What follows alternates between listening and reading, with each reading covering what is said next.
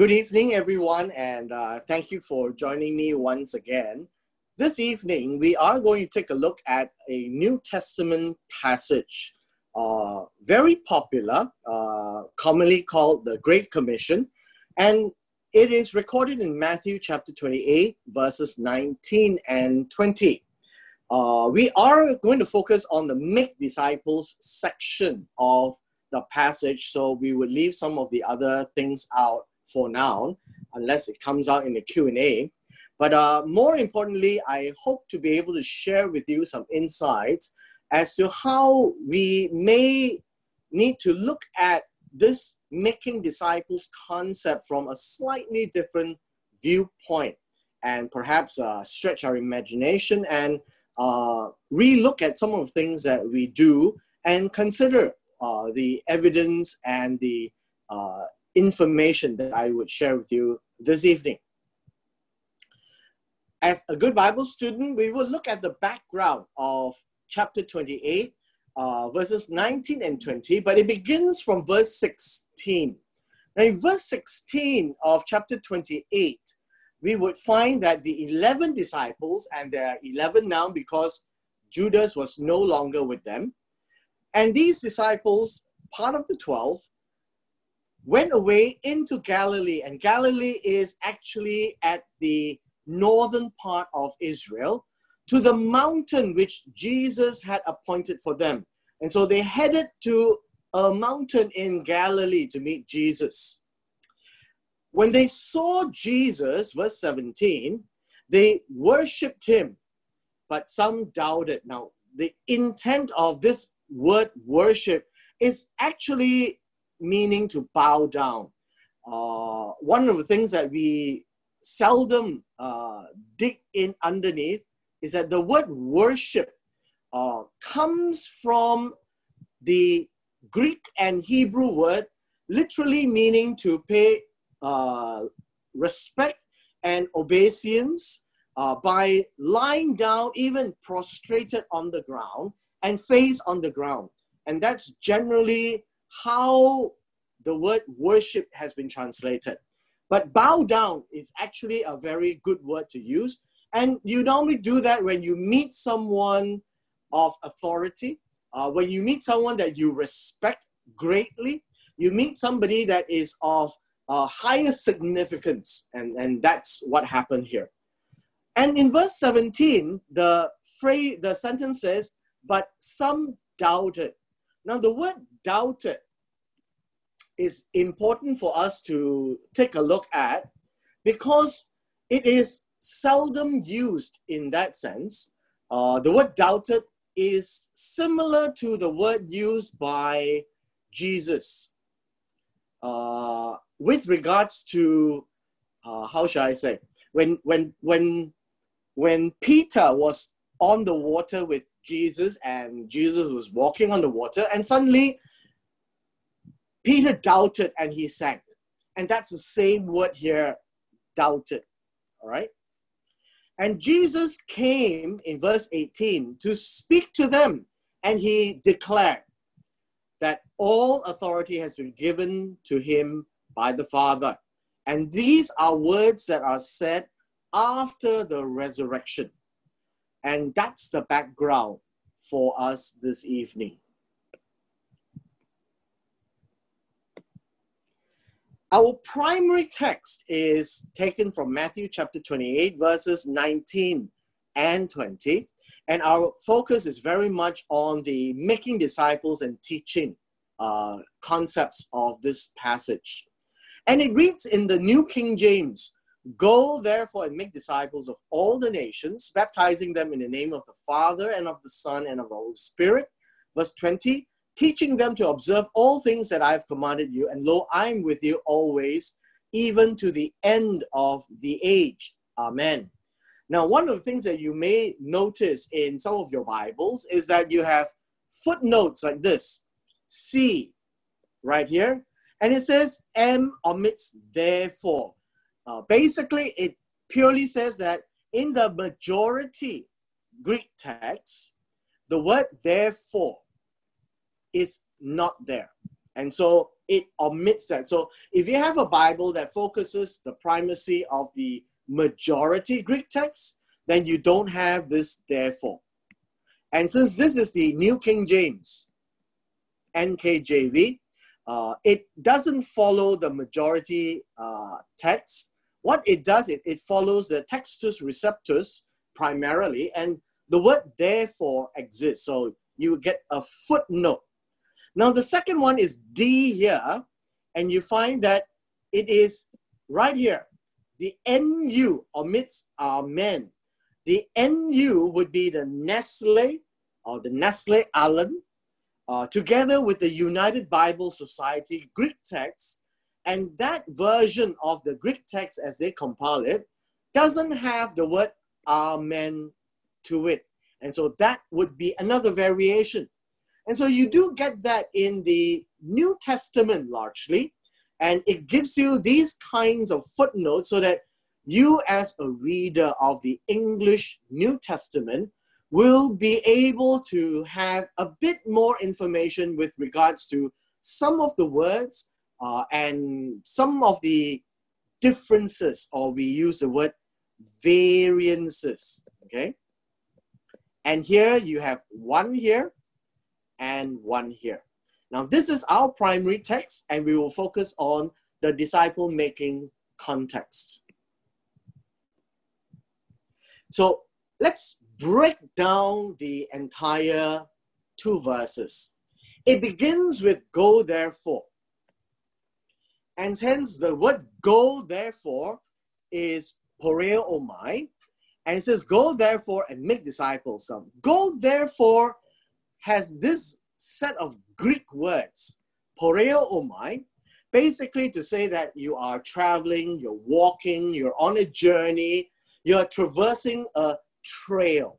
So it's a verb, and it's in the passive participle as you are walking, and it's with regards to a plural context. So it is speaking to the disciples in the plural and describing them in an action that is in the participle context, where they are traveling, they are walking already, right? Because it's an aorist, it's an action that's done, it's an ongoing action.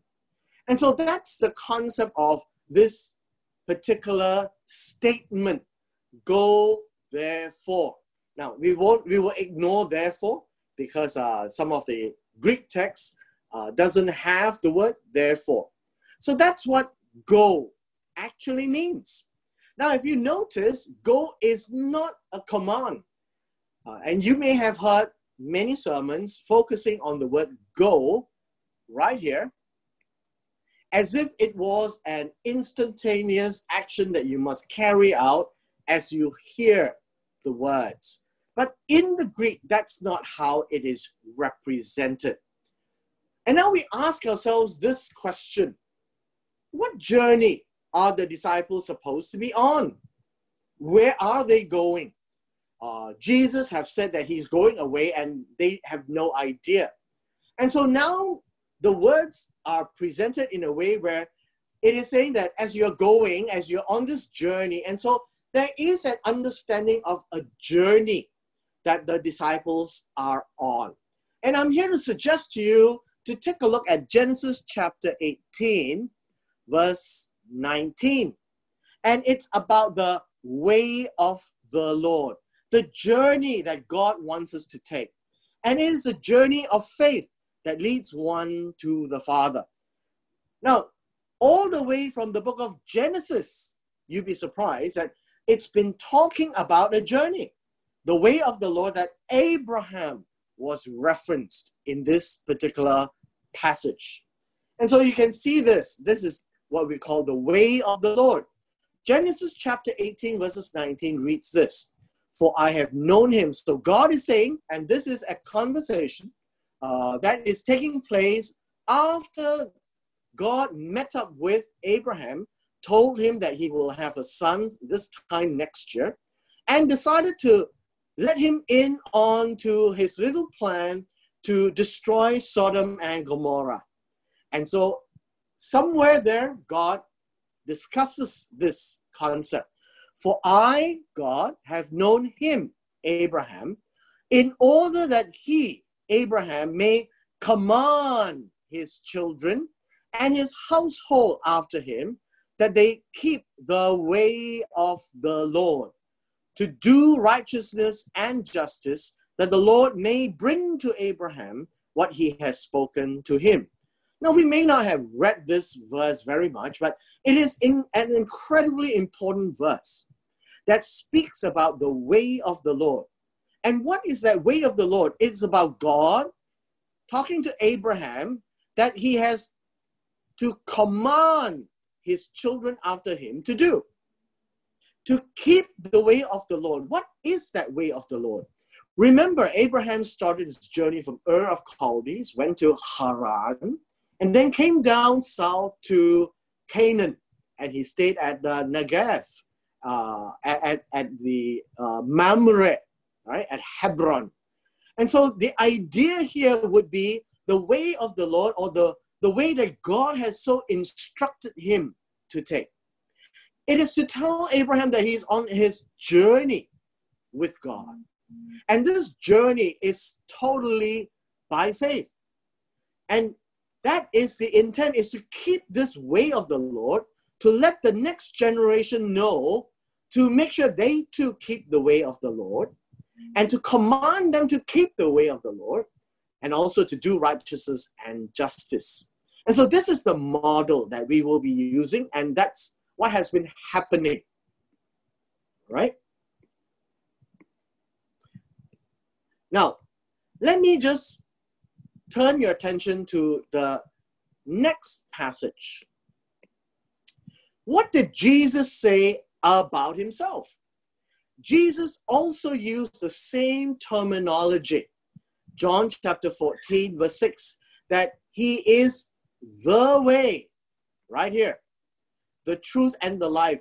When we read the New Testament without context of the Old Testament, we may be confused, and we may be wondering why all of a sudden he talks about the way.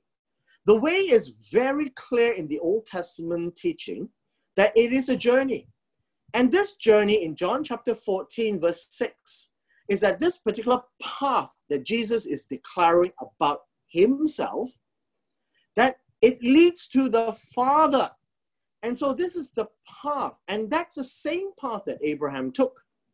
And the path that goes to the Father needs to be kept. And we will discuss a little bit more about the keeping idea. And so Jesus spoke about himself being the way. And he is the way of the Lord because he's the way that goes to the Father. Jesus is the path that leads us to the Father, and we are on this journey walking to the Father. And so we can actually literally translate this first segment by these words. As you are on this journey, or as you are walking on this path.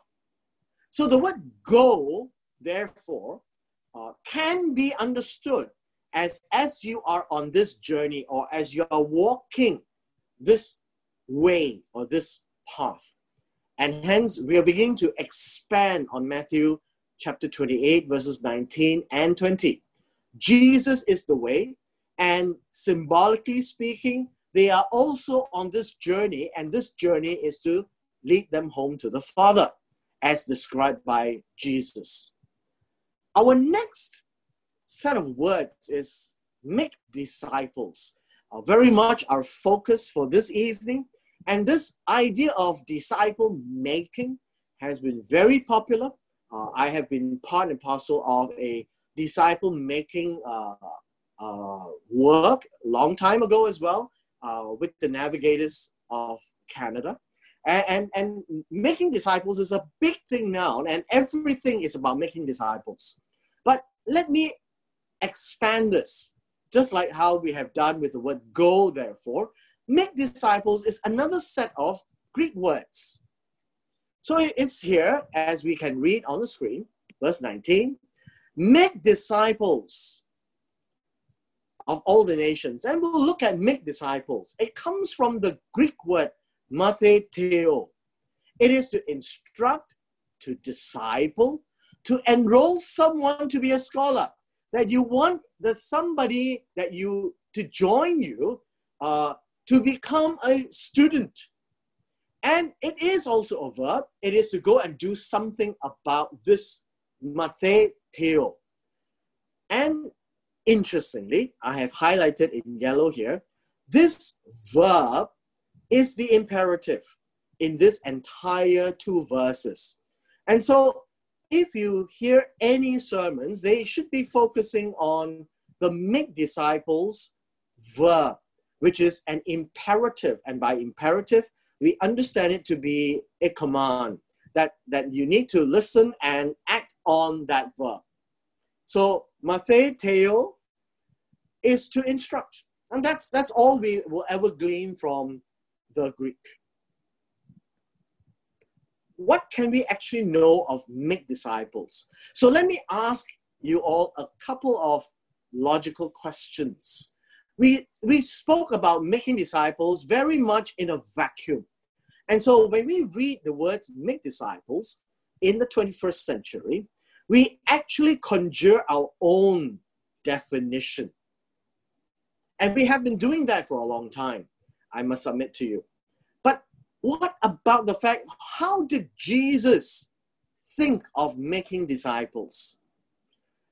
First thing that you need to be aware of is that making disciples is not a Christian education program. So we need to just bury that. Christian education is Christian education, has nothing to do with making disciples in this verse. So having an education program does not mean you're making disciples. And so let me explain to you what it means. What does Jesus mean by this teacher-student relationship? See, what we think is not important, what I think is not important as well. So you need to be clear on that as well. And whatever I'm sharing with you, I suggest that you need to verify and check it out. And so this question is a very valid question. What teacher-student relationship is Jesus actually speaking about? Now, if you take a look at this list, well, we have a professor, university student. We're talking about an academia environment. Is that what Jesus is talking about? That you listen, you read your books, and you pass exams, and you get awarded a disciple certificate, right? And I guess we all would agree that's not what Jesus is talking about. A kindergarten teacher and student, that's an elementary learning, where the kindergarten teacher will be the one telling the student, and the student has nothing to feedback, and they will just absorb and soak everything in, and they graduate. I don't think that's the model as well. Well, we are familiar in our Asia context of the Kung Fu master with the disciple. So in martial arts, we have this concept of master-disciple or teacher-student relationship. But one of the things you realize is that a Kung Fu master never teaches everything to the disciple in case the disciple kills the master. And that, I suggest, would probably not be the right model. Now, if you're familiar with traditional medicine in the Asia format, there is a master-student relationship where the master doctor would teach his apprentice student, and eventually the student becomes a doctor as well. And that could be something that you could explore, right? But I think the sensei, master, and student might be a bit foreign to the times of Jesus. We have a concept called skills training. You have a mechanic and an apprentice, which is how many people have learned the skills. They become apprentice mechanics at the mechanic shops, and over time they learn the skills and they might go and start their own mechanic shop. Now, is that the student relationship we're talking about? And I suggest probably not. Now, in the times of Jesus, they will be very familiar with Greek philosophy. And there is this teacher-student relationship in Greek philosophy where you have the examples of Socrates and Plato before the times of Jesus, and definitely very significant in the times of Jesus as well, in the first century Roman Empire. Now, could this be what Jesus is speaking about when he says, make disciples? Like Socrates and Plato, Jesus wants to be equated to Socrates and the 12 disciples to be the little Platos. Would that be a model that Jesus is thinking about? I would submit to you the last point might be worth a whole lot more consideration. That would be the rabbi or the rabbi, talmidim or the disciple. The talmidim is just a Hebrew word for disciple, right? A follower. So this would be a Torah teacher, a teacher of the law, and the rabbi and talmidim is most likely the model I would submit to you to consider as what Jesus is talking about, a teacher-student relationship. It is something that is important for us to think about. In the Socrates-Plato disciple making, that would be a Greek philosophy sitting down, thinking, debating, dreaming, reinforcing, restating, and improving on the thoughts of philosophy. Whereas Jesus and his disciples and his talmidim would be very much like how Jesus would teach the disciples instead of the disciples suggesting back to Jesus. And that would be a very much of a rabbi, right? A rabbinic model, a rabbi model. And so let me just share with you, what does a rabbi model look like? Now, most of us are not familiar with this rabbi model because we hardly talk about it and think about it, much less understand it. Although we may have seen some of the words in the New Testament gospel and Jesus being called a rabbi, but what exactly does a rabbi and talmidim do? Now, if you look here with me, the talmidim generally finds a rabbi in most occasions, but ultimately it is the rabbi that will agree to have him as his talmidim, which is very similar to the Kung Fu master model. You can look for a master, but until the master accepts you, you've got no relationship with him. And so does the rabbi. So the rabbi will do the ultimate choosing of his talmidim. And that's one of the characteristics. The second characteristic is that the talmidim actually leaves home and follows the rabbi wherever he goes. And he observes very closely a very tightly knitted lifestyle with the rabbi. Now that will probably show you how the apostles, as Jesus called them, Peter and Andrew, and they dropped their nets and they followed Jesus. James and John, the sons of thunder, came and followed Jesus. And so they were following Jesus wherever he went. Now they had families, but this talmidim lifestyle requires one to drop everything and follow the rabbi.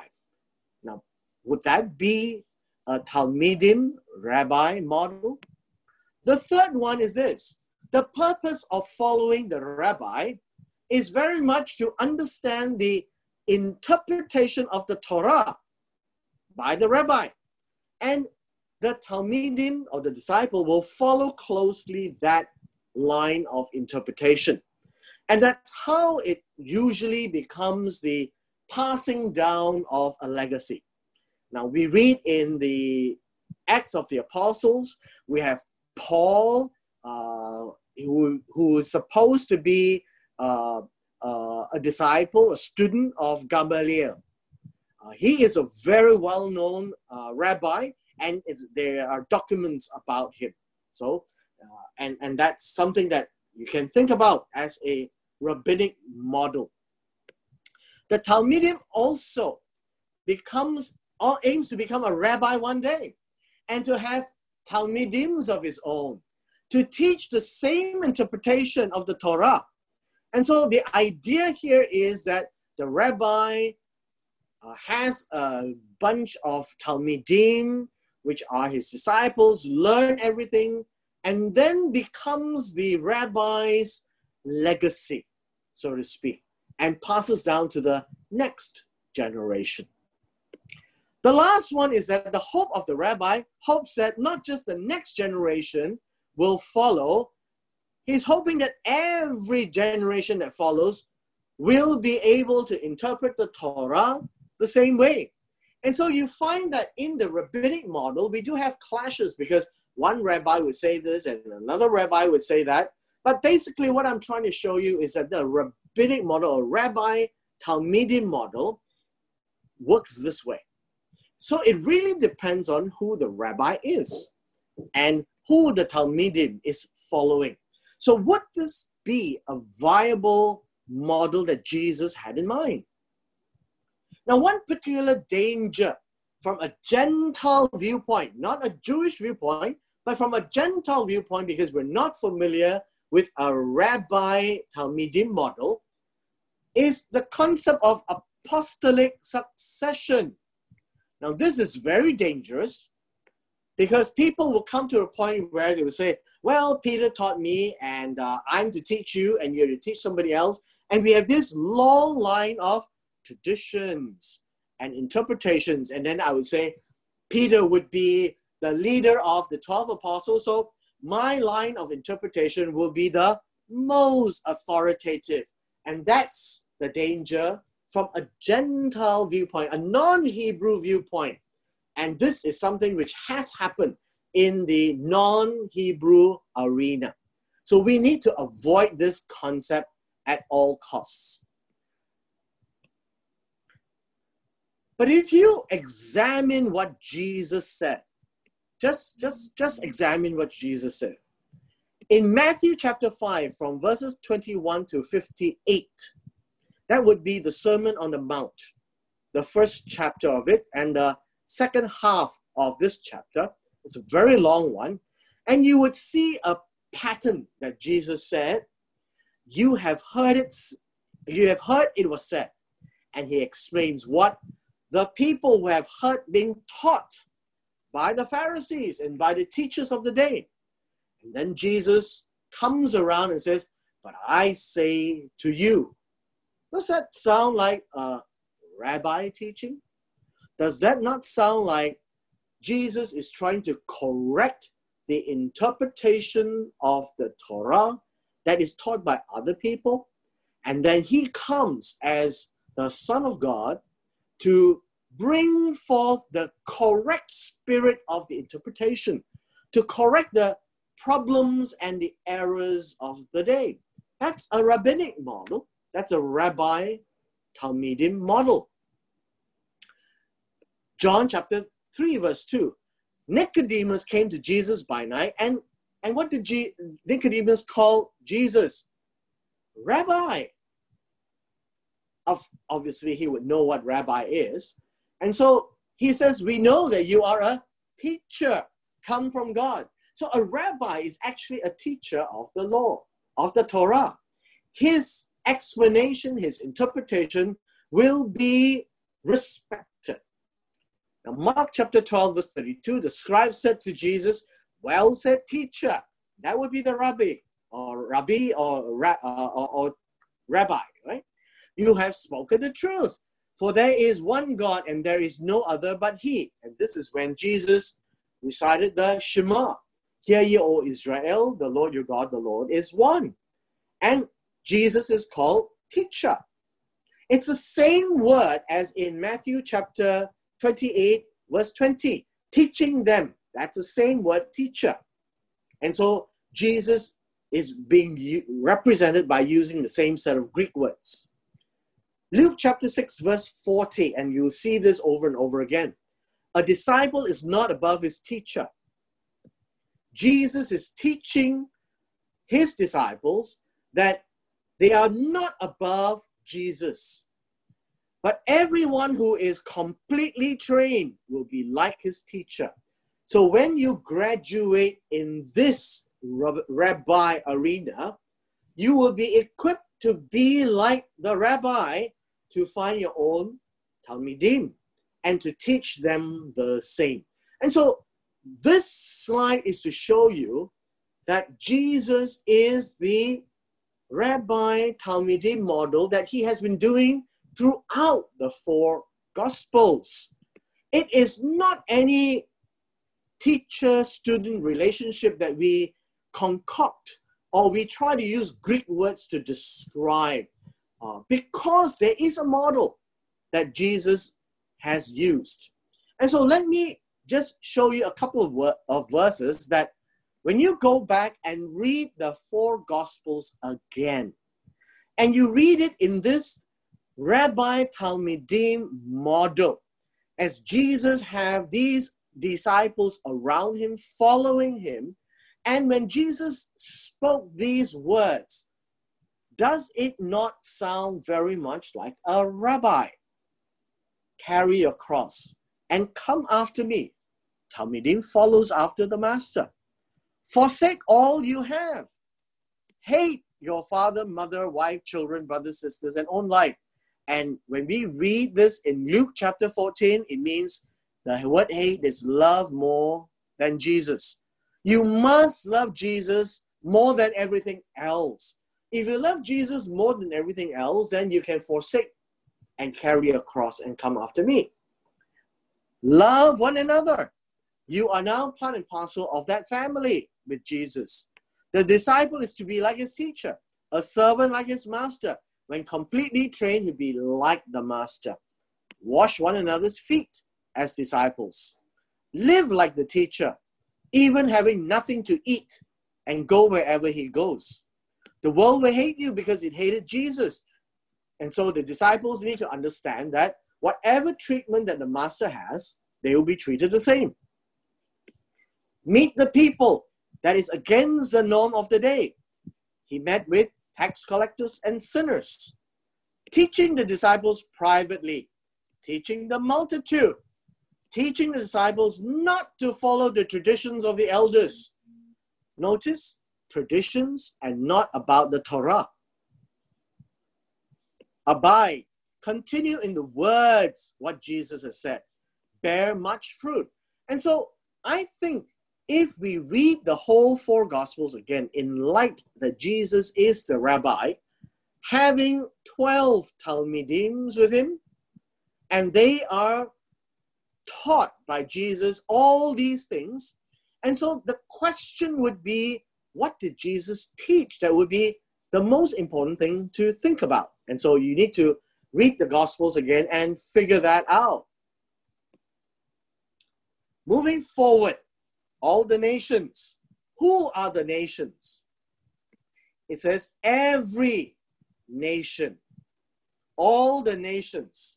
And the word nations come from the word ethnos, which gives us the meaning ethnic groups, peoples.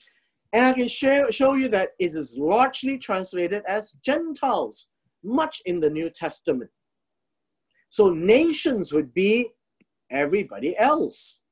And so this word is translated Gentiles in many instances in the New Testament, but the equivalent Hebrew word would be goyim.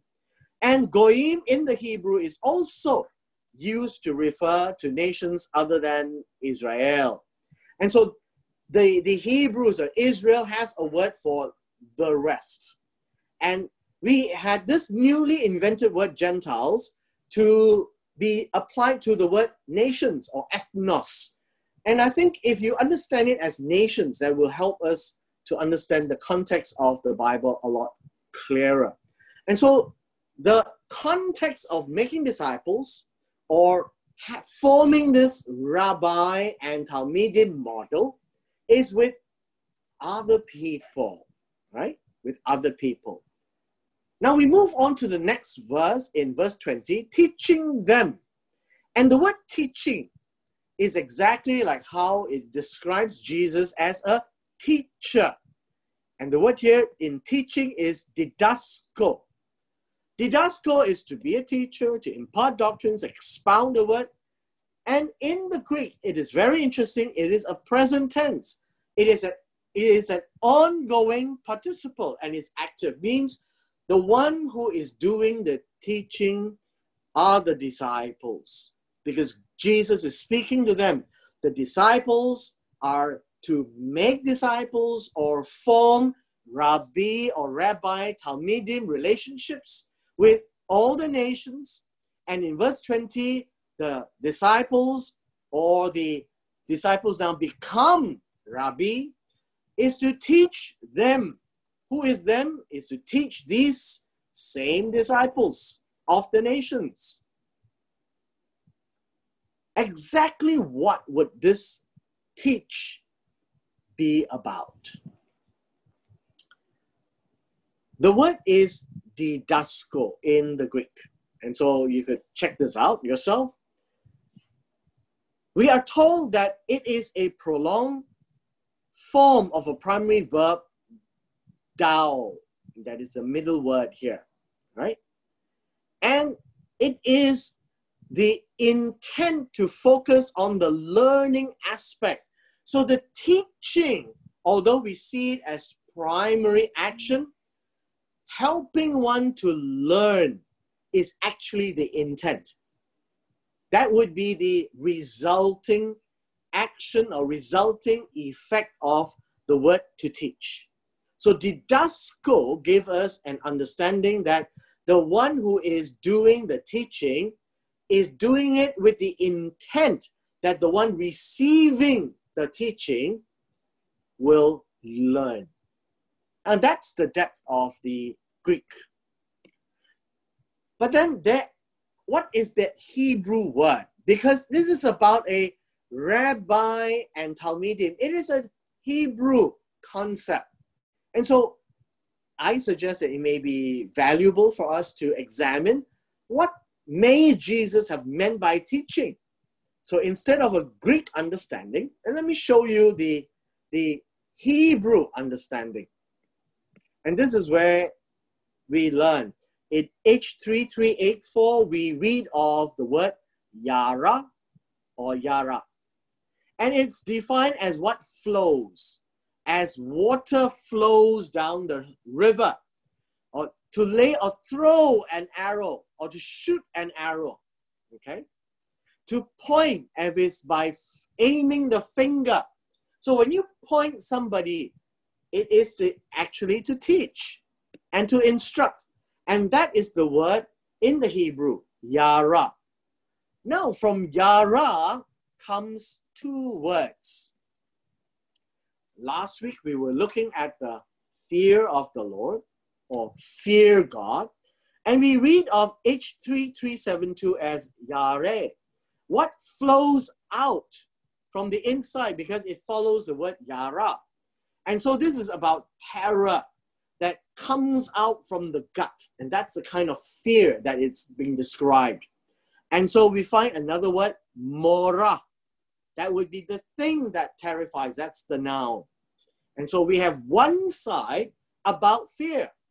But the other side is this word, H8451, that is Torah. And we always translate the word Torah as law. But it actually means instructions and directions. It is what flows. It is what points. And that would be instructions and directions. So Torah actually means instructions and directions. Now we have another word, which is in H4176, H4175. The word is more. And that would be the person who points someone to a direction. And we call that a teacher, one who points. We also have the early rain as more. That's another meaning. And the early rain tells us, gives us an instruction and direction what is coming next. That's why the early rain is called the more. And basically what you find is that as we are driving down the highway, we see signboards, and those are directions. And if you follow those directions, you will get to your destination. And that's what comes from the word yara as it flows. So a teacher is a more. instructions is Torah. Pointing with your finger would be Yara, and all of these come together to show us what it means. That to teach is to point. To teach is to instruct. To teach is to show direction. And that's the Hebrew word for teach. And who are they teaching? The Talmidim, those who are from the nations. So basically, you find that the word teaching them or teaching literally means to direct and to point them. And so, you know, the Hebrew words are all very vivid, right? It's supposed to conjure a picture in your mind. And so teach has no picture, but point has a picture. It's a finger that's pointing a direction to show them direction, to give them the instructions to do things. And to do what? And the word here is observe. Now, unfortunately, in the 21st century, when you pick up a dictionary and you look at the word observe, many a times you would come away with the understanding that you have to look at something. But there are various meanings or nuances to the word observe, which in normal everyday life, we seldom use. And so in Matthew chapter 28, verse 20, we have this, teaching them to observe. And the word is tereo, right? Tereo. And it means to preserve, watch, guard, keep, and hold fast. And it's a present active. So the people who is learning this to observe, they are to do it themselves, and they are doing it in the present. They are doing it now. And so let's come back to the way of the Lord. That's our basis of the way. Okay, we talked about this. And now we're talking about keep. And this whole model of keep would be Jehovah shows Abraham, and he is to command his children after him to keep. So what does keep actually mean? To keep the way of the Lord is what Abraham is supposed to commit to the next generation.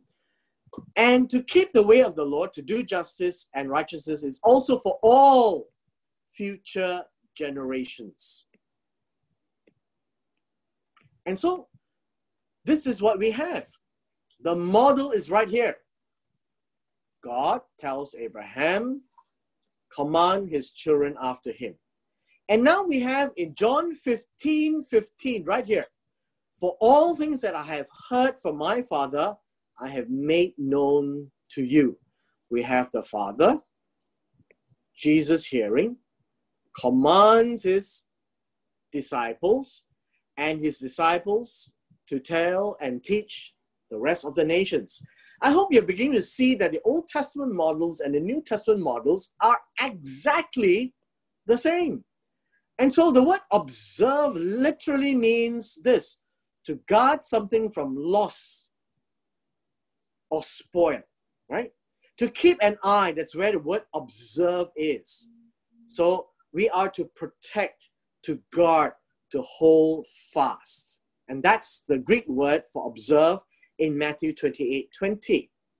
Now in Genesis 18 verse 19, the word keep exactly has the same meaning. It's shamar. And so the Greek Old Testament uses the same tereo for this word shamar. But the word shamar has a picture. The word shamar, although translated as guard, watch, preserve, take heed, to keep, it gives you a picture of thorn bushes.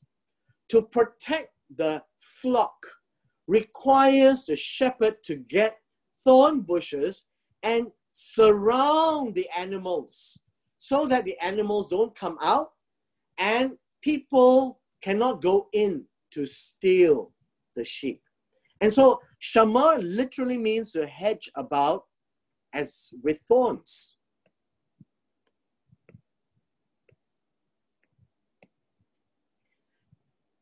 I want to bring your attention to Deuteronomy chapter 10. This is a very important passage, and this one talks about what God requires of you. What does the Lord God require of you? To keep the commandments and his statutes. What does God want of us today? To keep. And the word is shamar. It's the same thing as observe. It's the same thing that is told to Abraham. Now, as we end, all things that I have commanded you, what are these things? Right here. Everything that as far as Jesus have charged, that's commanded. Everything that the disciples have heard, everything that he has said, and he has passed on to them. That is what they are supposed to pass down. And these are things that they are to keep. So if you look at this model here one more time, this is God leading Abraham to command, right here, his children after him to keep the way of the Lord. And we have in Matthew chapter 28, verses 19 and 20, the Father made known to Jesus, and he commands his Talmidim, which are the disciples, to teach them as well. As I am trying to point out to you, this is a very Hebrew way of teacher-student. And God wants this to be done this way. Why? So that the generation and after that will keep the words of God, will keep the understanding of God and not spoil it. Which means that at the time of Jesus, a lot of people who call themselves teachers of the law has abused the interpretation. It's not keeping the way of the Lord. They have reinterpreted that, and Jesus came to say that you have heard, but I now say to you, to correct the errors. And these are things that Jesus is commanding his disciples to pass down to the next. And so this is what you can see even in Deuteronomy chapter 10. What does the Lord your God require of you? To keep the commandments and statutes that they have been commanded. And so the keeping is part of a command that God has given us. The Talmidim of the nations are to protect and guard every single thing that Jesus has charged, as he has heard from the Father, so he made known to us. So the earlier question was this: what was Jesus teaching all this while? We don't have a whole lot of details, but where we were given narratives, he was explaining the Old Testament. He was explaining the Torah. He was explaining and making clear so that men knew who the Father was. And so let me give you a fresh translation.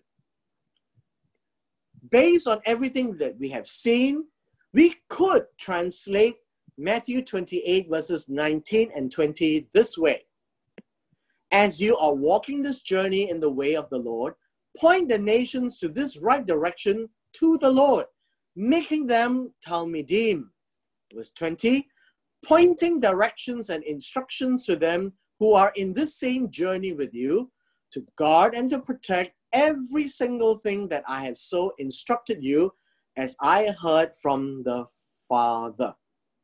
And that hopefully would open up the text for us to understand a little bit more. And with that, I conclude the explanation of Matthew chapter 28, verses 19 and 20. What triggered the apparent change in the model from the Old Testament to New Testament? Can you elaborate a little bit? I mean, the common understanding within Christian circles, evangelicals, is that we have the initial idea, perhaps a little bit more of the plateau kind of understanding of discipleship. I wonder where it started from. How did we get from the Hebrew idea and then to what we commonly see in the New Testament, or at least what we practice in churches? Okay. Good question. One of the things that we have done in the New Testament times is that we have largely ignored the Old Testament. That's number one. Number two, when we read Matthew 28, verses 19 and 20, we would focus primarily on the Greek words. And when you look at the Greek words and explain the Greek word meanings, we would need to depend on Greek dictionaries and lexicons. And largely the authorities for Greek language or classical Greek language would come from the ancient Greek texts. And many of them would be the classical Greek documents like Socrates and Plato.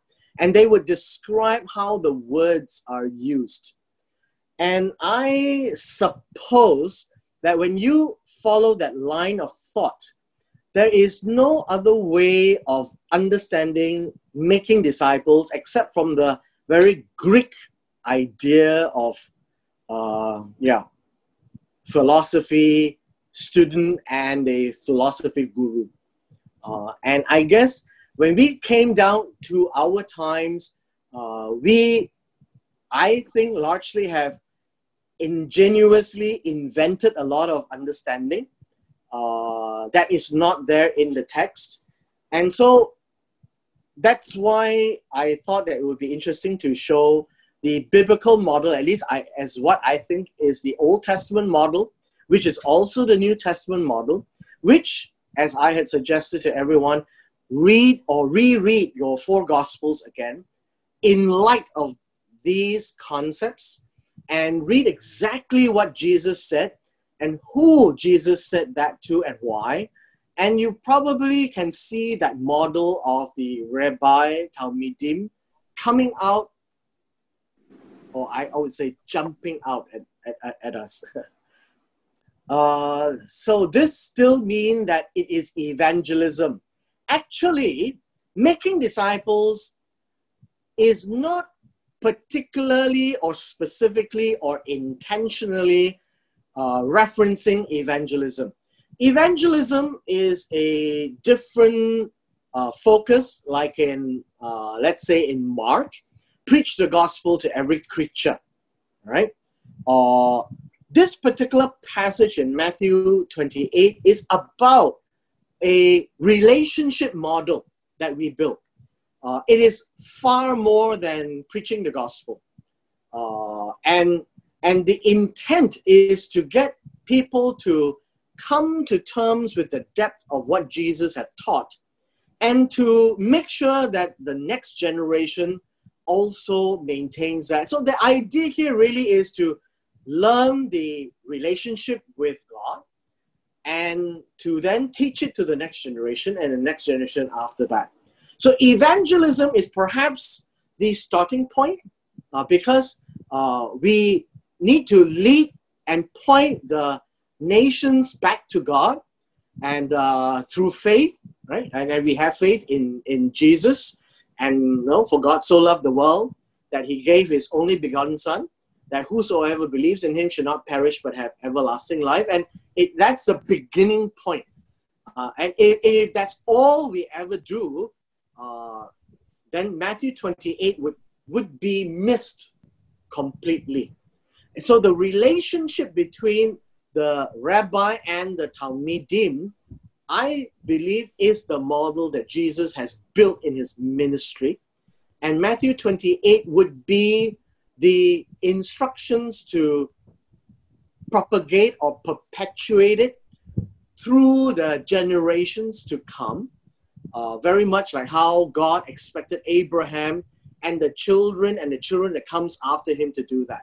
Now, obviously, you know the history of Israel. They not many people follow. Yeah. When we look at this subject, what about on the pastoral aspect, or rather the application aspect of seeing this from a Rabbi Talmudim kind of angle? Because if Hebrew were to be taken as very concrete and it's about doing and committing to something, whereas at least in our modern Christian context, the understanding of evangelism as sharing the inverted comma good news, and we generally stop at the point where we help people to cross the line into faith, so to speak. But then after this evening sharing, I see the vast difference between what we see in the Hebraic idea compared to what we have perhaps inherited, where the Hebrew idea is very much more of helping the student, if I may use the word, to see and then to do, rather than to just cross the line. I don't know whether you're getting me in terms of... Yep. Yeah. I think you are right. And as I had mentioned this many times, the Hebrew thinking is very vivid. It's very visual as well. And so if I bring you back to, let's say, John chapter 13, right? Jesus washes the feet of the disciples. Why didn't Jesus talk about it? I mean, give a PowerPoint presentation. He didn't. And the Hebrew way is, when you do something about it, it impacts the life of those who watches it. And so the way that the Hebrews teaches is so that the Talmudim or the students observes, and it's a very vivid, very visual lessons. The way that Jesus would explain the scriptures, the way that Jesus would teach the scriptures, the way that Jesus lived the scriptures, the way that Jesus would use vivid imagery like parables, like washing the feet, right? And feeding the 5,000, things of that nature. And you'd see that across the Gospels. And collectively, as I had mentioned, if we read the 4 Gospels again, we can actually appreciate the Rabbi Jesus, who is teaching the disciples what God is saying. So pastorally, he also said, love one another. By this, all men will know that you are my disciples. So there are characteristics and patterns that would distinguish his Talmudim from other rabbis. And the way he taught would be very powerful. And that would be that the fact that Jesus cared for his disciples, and his disciples is to care for each other and to feed the flock. That I could share the model that Jesus lived at his time, that would make some sense for us to consider. And so the idea here is, I guess following Jesus is a characteristic of a disciple, and learning what he has taught about God and about the scriptures, so that we also will do the same. We learn it, we lived it, and we now pass it on to the next generation, which also tells us that this whole idea of keeping is so important to teach the children, the next generation, and so on and so forth, rather than a program.